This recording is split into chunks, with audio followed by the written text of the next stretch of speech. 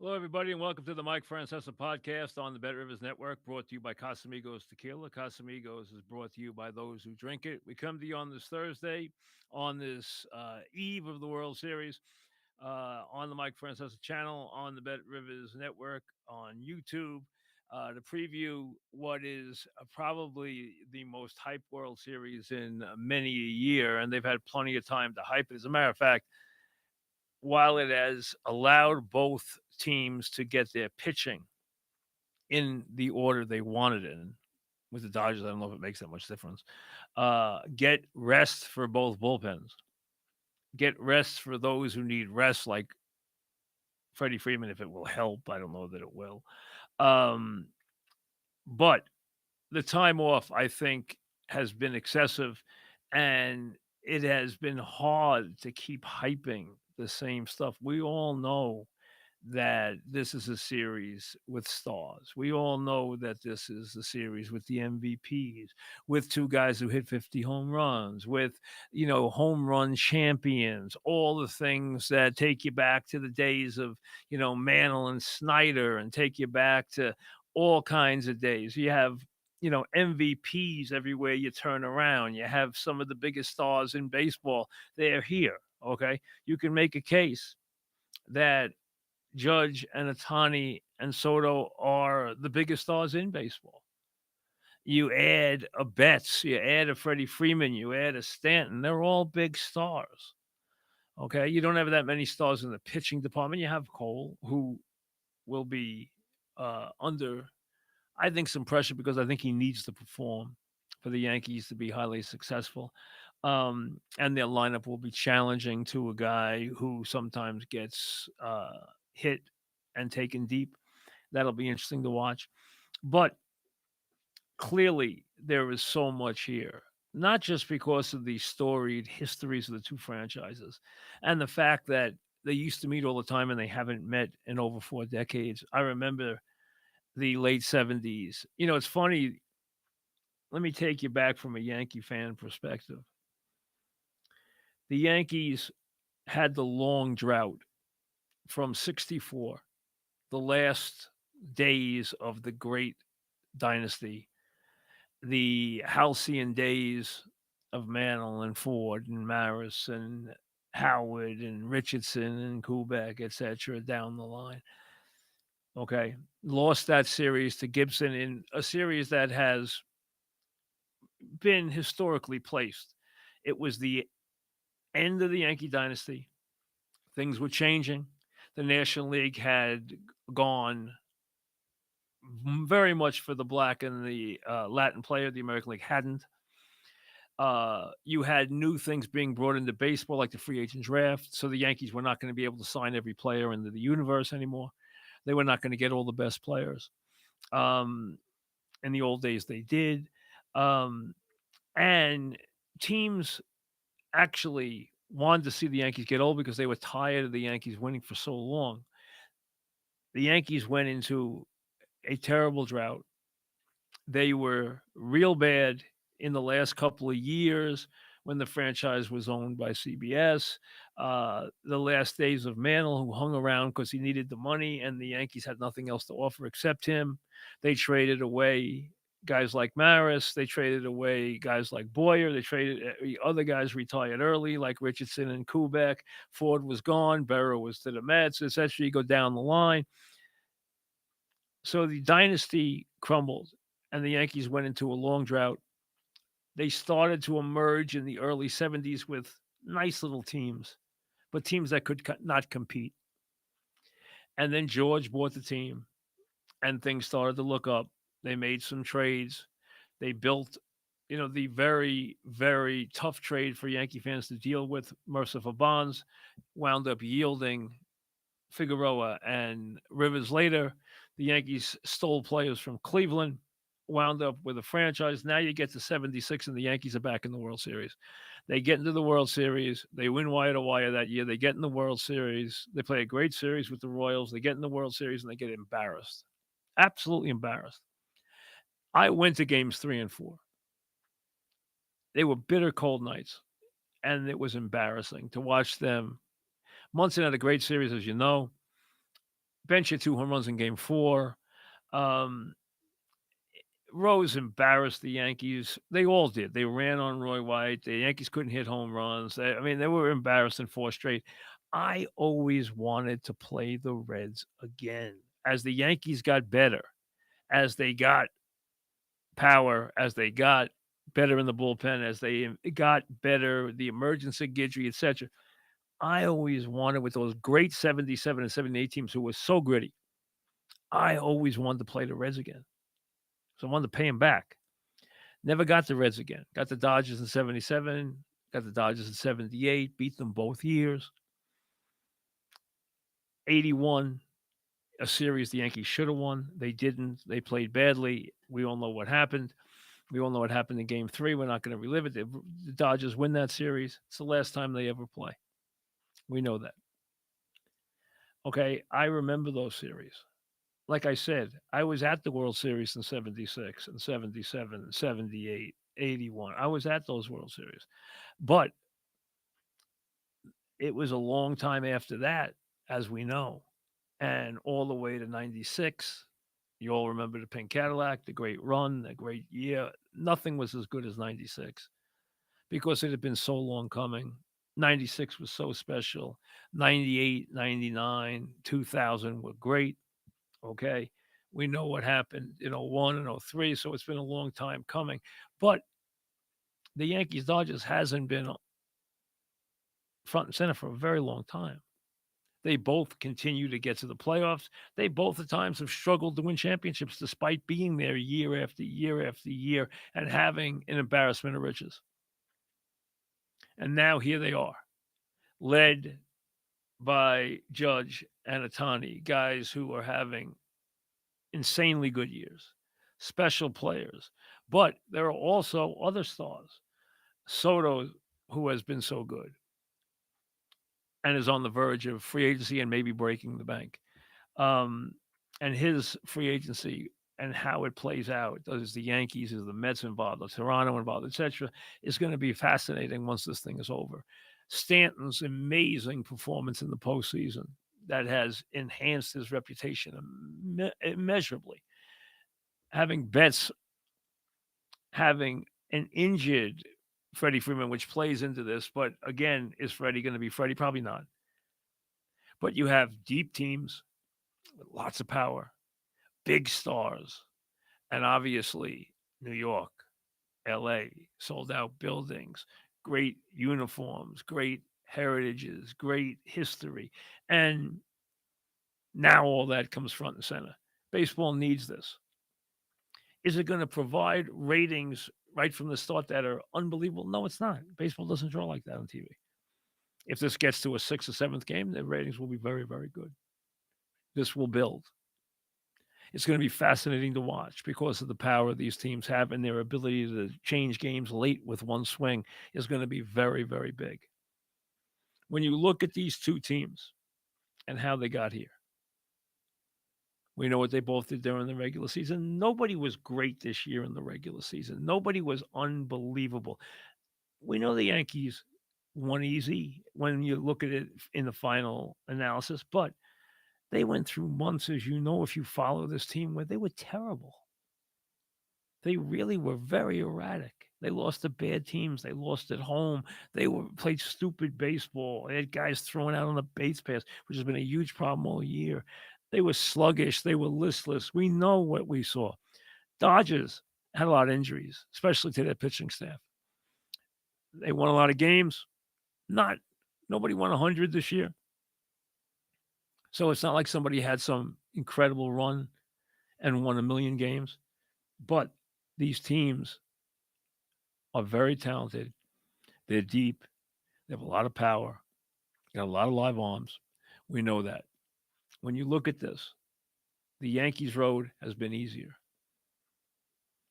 The two teams that you feared the most, if you watched the American League, you feared Houston and Baltimore more than you feared anybody else. They both were gone.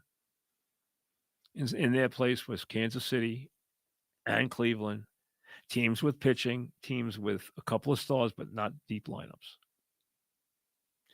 The Dodgers were almost given up for dead in the San Diego series, and a lot of people thought San Diego had the best team. At one point, going into Game 4 of that series against the Dodgers, they were the favorite to win it all.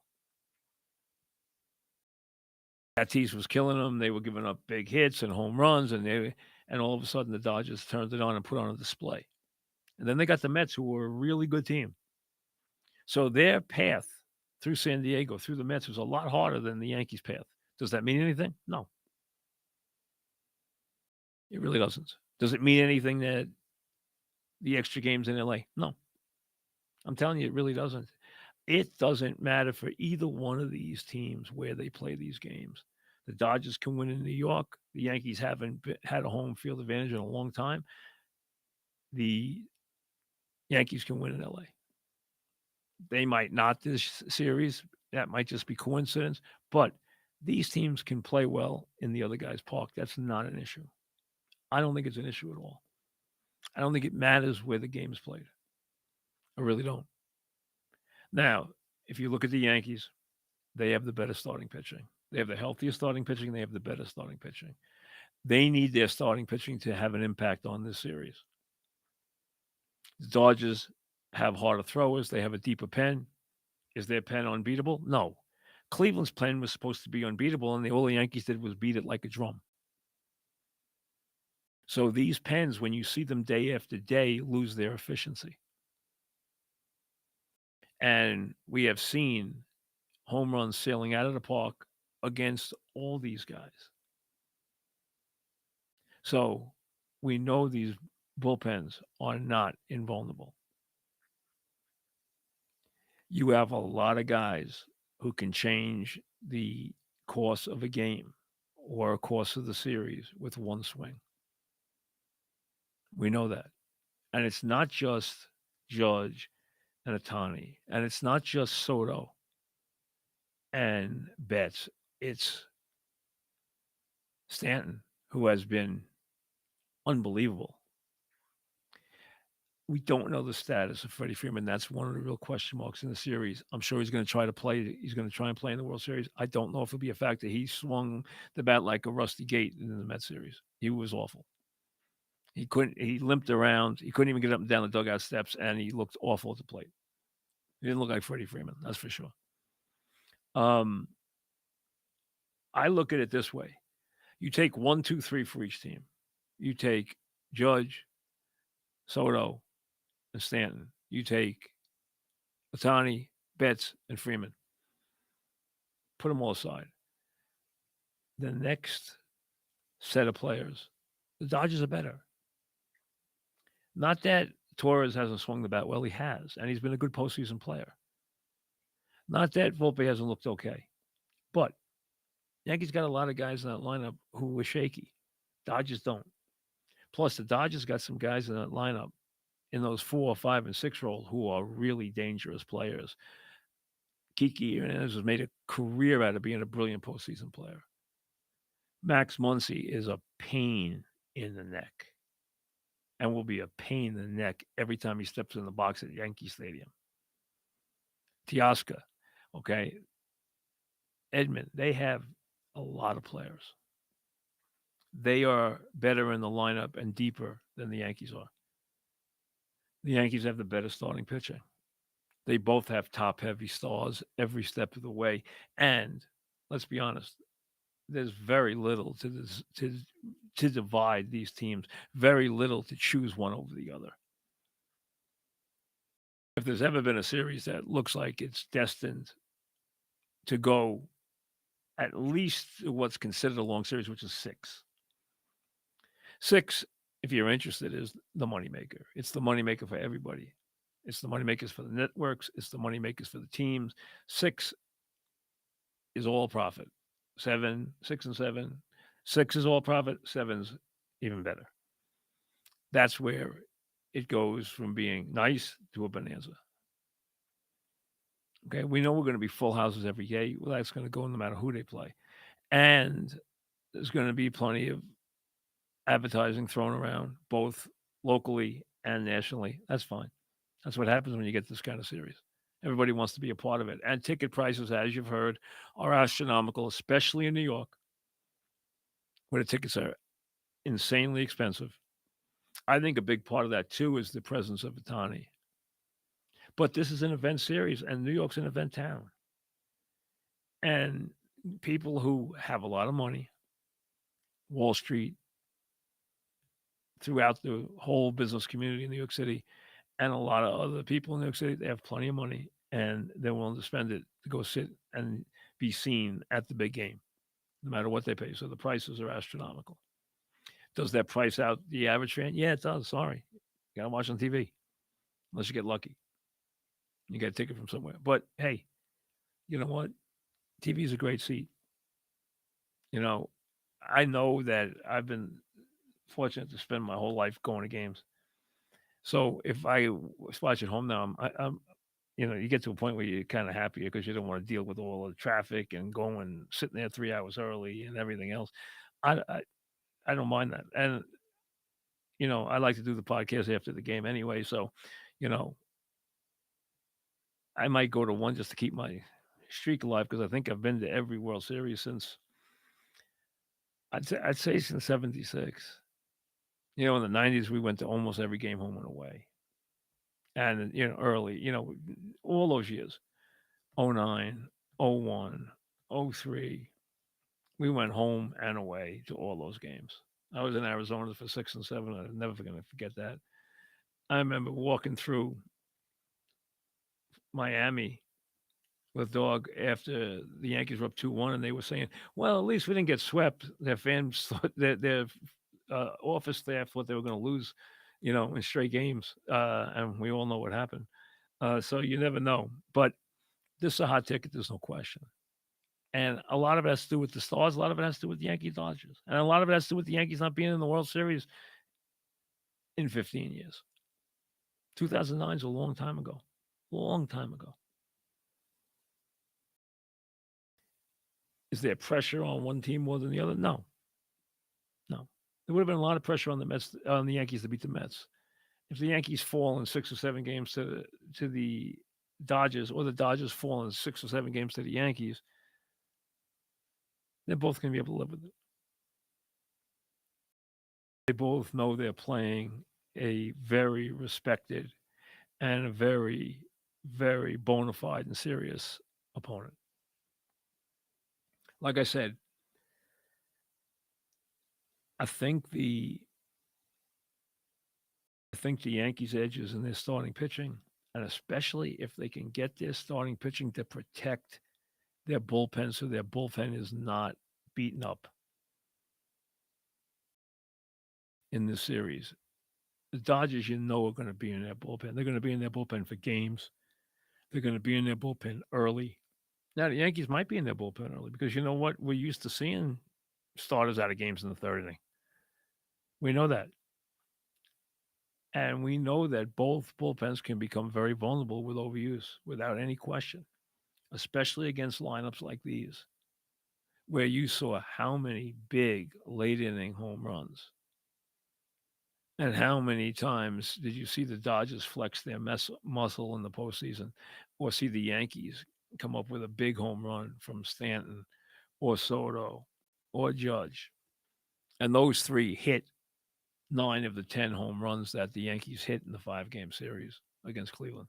The only one who hit one was Wells, who has been terrible and rightly was taken out of the slot, the 4 spot. He was good in the 4 spot during the regular season. He really, when he first went there, he really was red hot, but he had a very bad finish. He's probably tired. Young catches get tired, and he's caught a lot. And you put him down in the lineup and you don't put as much pressure on him in this series. And the way Stanton's going, hey, I'd bat Stanton fourth against everybody. I don't care about righty, lefty. I don't care about anything else. I don't need, the Yankees don't have a lefty that you'd rather have up against the righty than having Stanton up. And if you have Stanton behind Judge, he's going to see better pitches. Because you know what? You're not going to pitch to Rizzo, or you're not going to pitch to Chisholm rather than pitch to Judge in a big spot. Give me a break. That is not going to be a deterrent to walking him. Are you going to pitch to Stanton? You're going to think twice. You might think you have the right stuff to get Stanton out, and then you'll find out what happens when you leave that breaking ball over the plate and it goes 9 miles, as we have seen. I mean, Stanton has hit some immense and incredibly important home runs. His play in the postseason has been otherworldly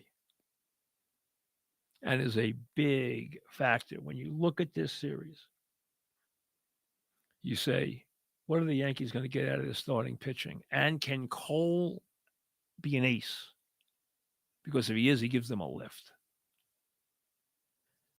That's number one. Number two, can the Yankees get anything out of Cortez? Can they bring Cortez back from the injury? If he can be in the bullpen, if he was there just to use a couple of times, maybe against Ohtani. Now, I understand he's got to pitch to a couple of batters, so you bring him in a batter early, or you bring him in and you make him face the next guy. I understand that. But if he can get Ohtani out in a big spot, it could be a big difference maker. Now, I hate the rule, the three batter rule, because I think it takes away from strategy. Think about back to the days when the Yankees brought in Graham Lloyd just to get Klesko out in big spots. That should be what you can do in the postseason. You should be able to manipulate and use a guy for one batter if you want. Should be your prerogative. You want to waste a guy for one batter? Go ahead. Now you got to set him up and pitch him before and pitch him after. I don't like it, but it's the way it is. But if you still have a way to get Ohtani out in a big spot, it could be a big difference maker than him putting one up on the roof with a couple guys on. Obviously, the Dodgers are thinking about what happens when it's top of the order. Torres gets on, and now it's Soto, Judge, and Stanton. Who's going to get him through those three? You don't have a guy to get Stanton on because Stanton can hit lefties as well as right. Soto gets the best pure at bats of anybody you see in the postseason. There's nobody who is more equipped to have a big at bat than he is. He's equipped to have a big at bat every time up. He does not have a weakness as a hitter. And that's rare because even great hitters have weaknesses. He does not. And he has incredible at bats, and he won't swing at a bad pitch. And he has been so good. Really, to be better than advertised when you come in with that kind of hype is very rare, and he has done that. But Soto is a given. I understand people are still worried about Judge, but Judge is Judge. The question is Stanton going to stay like he's been in the postseason? Is he going to remain that hot? He has been the most prolific per at bat slugger in the history of postseason baseball. Now, I'm not trying, and you know this, it annoys me when people bring up World Series versus all the different rounds of the playoffs. World Series should be separate. And I'm very protective of the records of Mickey Mantle when it comes to the World Series. So I don't equate a guy who's got 2 World Series homers but 16 postseason homers to a guy who had 18 postseason homers. I mean, it's 18 World Series or 15 World Series like Ruth did, or 18 like Mantle had. Those are 18 World Series homers. There aren't too many guys running around who have double-digit World Series homers. You can name them on one hand. And it starts with Mantle and Ruth at 18 and 15. But Stanton has been unbelievable. He's averaged a home run every 8 point something at bats. Is he going to continue this way? Because he becomes an enormous factor, and it really changes the dynamic of the lineup when you have to worry about Stanton the way you worry about Soto and Judge. Just like Freddie Freeman becomes that question mark in the Dodger lineup because is this the real Freddie Freeman or is it not the real Freddie Freeman? Is this Freddie Freeman playing on fumes or is this Freddie Freeman who's going to be a factor? Betts went through a slump, then he was torrid late. Ohtani had that weird thing going where he didn't hit with no one on base and then he killed the ball when there was guys on base. He's going to be a game wrecker. So keeping both sides, keeping these sluggers in the park. But on the Dodger side, that includes Teoscar and Max and Kiki. I mean, you got to keep those guys in the park because they can wreck games.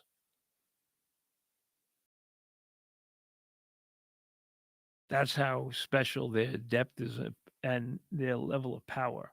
Power is absolutely pervasive in this series. It is everywhere.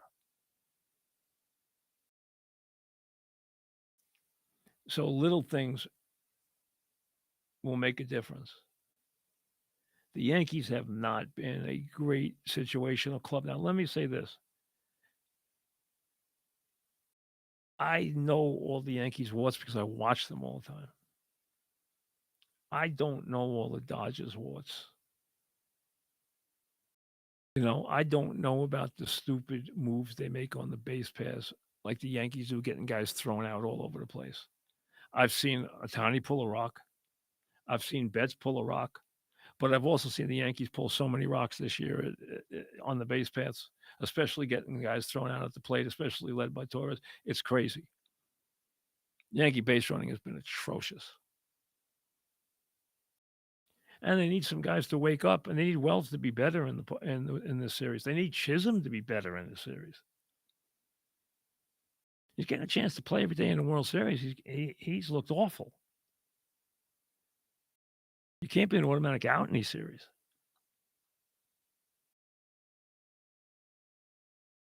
But there is a lot of twists and turns, a lot of things that can make a little difference in a series that I really believe will go 7 games. That's really my prediction. Now, if you say, oh, you got to pick someone in the 7th game, maybe I'll wait till after the 6 games over because my prediction right now is that the series goes 7 games. I really think it's going to. I think the last series that went 7 games was 2019. It's kind of a rarity. I think these guys are that even. And I can see the Yankees leading 3-2, going back to LA, losing game 6, and we get ready for a game 7. I can see this going 7 games. I just really feel it's going to go 7 games. I think if this series was out in 5, I'd be very surprised. Obviously, in game 6, somebody's always got a chance to close the series out. But I think we will see a 6th game. I think we will see a 7th game. I think it's that close to a toss-up. If you put a gun to my head right now, I would probably take the Dodgers because I think that it's going to come down to bullpen. It's going to come down to length of lineup, and I think they're a little deeper in both regards. So I would probably, but the real thing I'm looking for right now is 7 games. And then maybe by the 7th game, I'll have a better feel of what I think, because I think obviously the Yankees, if the Yankees are down 3-2, good chance to get beaten 6. If they're up 3-2, there's a good chance the Dodgers carry some momentum into game 7 after winning game 6. I could see that being the scenario right now because I do think we're going to see a 7th game. I think it's going to be that close. I really do. And it's clear with the Yankee edges is in the starting pitching. It's clear that the Dodgers are better and deeper and more impressive 4, 5, 6 in the lineup than the Yankees are. And even take 4, 5, 6, 7, 8, 9. The Yankees aren't as good there. They got some guys that are struggling and have struggled. Verdugo struggles. Wells struggles. They leave Verdugo in the lineup for defense. Wells struggles. Chisholm has struggled. The Dodgers don't have a lot of guys that struggle. Smith might struggle a little, but he hits home runs.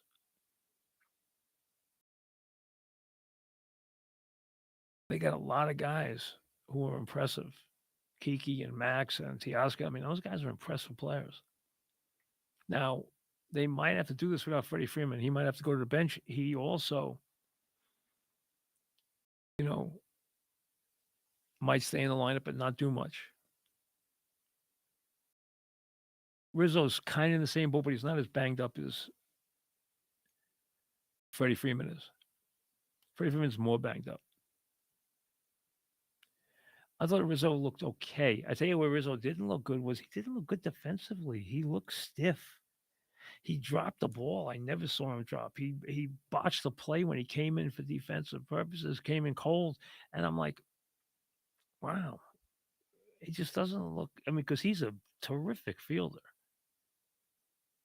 He hasn't looked like himself really, though his hitting's been okay. You like to have him because he offers an experienced approach. But I got to tell you that Birdie, when you put him in the lineup, I've been impressed by how he played, both offensively and defensively. I really have. Yankees haven't used their bench much. They haven't had to. They might have to use it a little more in this series. This might be more of an all hands on deck. But the Dodgers are deeper. They got a lot of hard throws in the pen. They don't have much in the way of starting pitching. And winning bullpen games against the Yankees is not easy. I think the Dodgers are a little better situationally than the Yankees. But again, that might be me seeing the Yankees' warts more than I see the Dodgers' warts. Because the Yankees really, in that area, they were very sloppy and very up and down. Let's be honest, they were a very erratic team in the regular season. But I think we're looking at a long series. I think we're looking at a 7-game series. If you make me make a pick, I'd probably go Dodge. I'd have to go Dodge in 7. It's not a great conviction, but I'm stronger on a 7-game series than I am who will win. But if you make me pick, take the Dodgers. The Dodgers are right now on Bet Rivers. The Yankees are plus 108 for the series. Dodgers are minus 130. So that's 6.5 to 5. It's not a nothing favorite, but it's not a heavy favorite. 7.5 to 5, you start being a solid favorite. They're 6.5 to 5. They've edged up to 130. It's not a big gap. Cole can be a big equalizer for the Yanks. He's the only premier starter. Because Yamamoto right now is not a premier starter. Cole's the only premier starter that you can really say is an ace in this series. Doesn't mean somebody else isn't going to pitch a good game. But you better be on your game here. Coming in these games and just throwing hard is not enough. You're going to be facing big bats, and you're going to be facing a lot of guys both ways who can take the ball out of the ballpark. A couple of things here. Obviously, we'll have our Football Friday show tomorrow. A lot of injuries last week. I told you about that. A lot of trade talk. We'll get to that tomorrow morning when we do the football show. All kinds of trade talk. You know about the Hopkins trade. The Chiefs tried to get Cooper Kupp. They could not get him. The Rams wanted the Chiefs to take the salary, and the Chiefs couldn't take the whole salary. They were willing to give them more picks, but it didn't work out. Kupp is being mentioned in a bunch of other places, including Tampa. Obviously, the Lions are out looking for a pass rusher. There's all kinds of rumors about that. There's plenty of other wide receivers who are being talked about. There are quarterbacks being talked about. You have a game tonight where it's not going to go away that there's talk about the Vikings. And this isn't fair to Sam Darnold. It really isn't. Sam Darnold's gone in there and done a really nice job this year. And I always thought Sam could throw the ball. I never said Sam was not a guy who would make some mistakes, but I always told you he had a major league arm, and I thought he could play in this league. But there's no question that Minnesota has connections clearly to the Rams, as we all know, and relationships to Stafford. Stafford is available. And it's not a secret that in the last couple of weeks, Vikings have talked about missed opportunities in their offense, things that were missed by Sam and stuff, even though his overall numbers going into tonight's game are very good. First of all, the most important number, he's won games. Okay. That's the most important number. Most important number any quarterback puts up is that he wins games. Sam has won games. So you got to take that into account and you have to give him credit for that. It's not fair not to give him credit for that. He also has put up very good numbers. Now, are there rumors about the Vikings making a deal? Now, Darnold right now has 12 touchdowns, 5 picks. Last week, he didn't get in the end zone enough. I mean, they scored points, but he didn't. He missed some plays. Um, he has made some mistakes the last couple of weeks. He's held the ball a couple of times where they haven't been happy. He's also missed some throws. Um, 12 touchdowns, only one loss, 5 picks. Clearly, Stafford's playing with nobody. Cup is back tonight now, unless he doesn't play because he's being traded somewhere. There's talk of Stafford for the season, as you know, has been playing with completely inferior personnel. He's got 3 touchdown passes. But there's no question Minnesota and a couple other teams are interested in him. Does that happen? Does Sam wind up being the backup? I know that wouldn't be fair. It's going to be hard if Stafford is available. You're going to hear more about that tonight when the Rams and the Vikings play. Um, Obviously, Hopkins went to the Chiefs. He will help them. There's a lot of talk about wide receivers. Tampa, Evans has a hamstring. Godwin's out for the season. I had Godwin as in my rotisserie, in my fantasy team. He had a great year. He was a guy who caught a lot of balls every week. He was getting in the end zone. He was having a big season.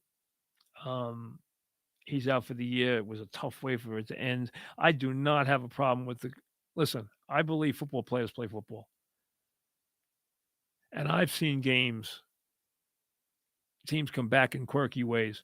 You cannot blame their staff for having him on the field at that point. Who takes their wide receivers off the field, in the last minute? Come on now. This is football. Guys can get hurt. The idea, what? You got to take your whole offense off now? Or you're going to get second guessed? I mean, that's just silly. It's football. Guys can get hurt in practice. Guys can get hurt in space. We all know that. They can get hurt with nobody touching them. So, unfortunately, it happened. It's a very tough break for him for Baker Mayfield to lose both his wide receivers. Now, Evans is going to eventually be back, but he might not be back for a month, and Godwin's out for the season. There's talk about Cup there. There's talk about other wide receivers being traded. There's a lot of talk about trades. We'll get to that tomorrow morning. We'll get to the latest on the Giants and the Jets, and none of that is positive, that's for sure. Also, NBA's underway. As I told you the other night, now don't make too much out of the Celtic game, but as I told you the other night, this is going to take a little while. And I also told you that I did not think this. Now, I told you my reasons for not loving the trade, the reasons why I understand making the trade, but I didn't want to lose Dante, and I'm not the biggest Towns fan. But I understand Randall had to go, and they needed size. This team is not a finished piece because this team will not please Tibbs. It just will not. Um, Got to take that into account. Do I hear all these rumors already? Don't get crazy. I mean, I don't see Jimmy Butler as a fit. I'm sorry. Okay, now that's already crazy stuff. I mean, it's one game. I mean, just calm down. Let them play for a while. They need to get a rim protector in here. We know that. Don't know if Robinson's coming back. They need a rim protector. Otherwise, Tibbs is going to be very unhappy. You know that. I'm a pro Bridges guy. Some people are already knocking him. I understand he's had some shooting issues lately, but I do not worry about him. I really don't. But the NBA is underway tonight. The rest of the teams getting action. Uh, Bet Rivers has a new promotion for the NBA called Pro Packs. Check out the all new Pro Packs exclusively at Bet Rivers. Place a qualifying NBA same game parlay, and you receive a prop pack. This prop pack is basically players. You'll earn extra rewards from your player cards. These are digital. You get player cards based on the number of points he scores. So the players you get, the points they score, you can open rare cards that have a top prize of 10,000 in bonus credits. So think about it. You get a bunch of players, you get the cards, you get a guy who goes off, maybe you pick up a $10,000 bonus. Terms and conditions apply. See the Bet Rivers app for full details. Tear into the action. So, Prop Packs, a new promotion from Bet Rivers for the NBA. So, check it out. When you play your same game parlays, which you all do on the NBA, check out Prop Packs, which is their new exclusive promotion that they're running right now. So check it out on the Bet Rivers app, download it, and away you go. We will see you tomorrow at the NFL. It's an interesting NFL weekend, as it always is. Like we said, the trading deadline ends on Election Day. And in the old days, you would go through a season and there'd be like one or two tops NBA trades, NFL trades. Now there's a million of them. Now there is so many trades. It's unbelievable. And you get big players traded too. So it's going to be an interesting time. And remember the World Series tomorrow night. We'll have reaction after each and every World Series game, right afterwards with the podcast, right up after each and every ball game. And hopefully we have a long, exciting series, whether you're a Dodger fan or a Yankee fan. Okay. And I think we are in for something that should be very interesting, very exciting, hopefully very compelling because it has the makings of a very, very special confrontation. We'll see you tomorrow.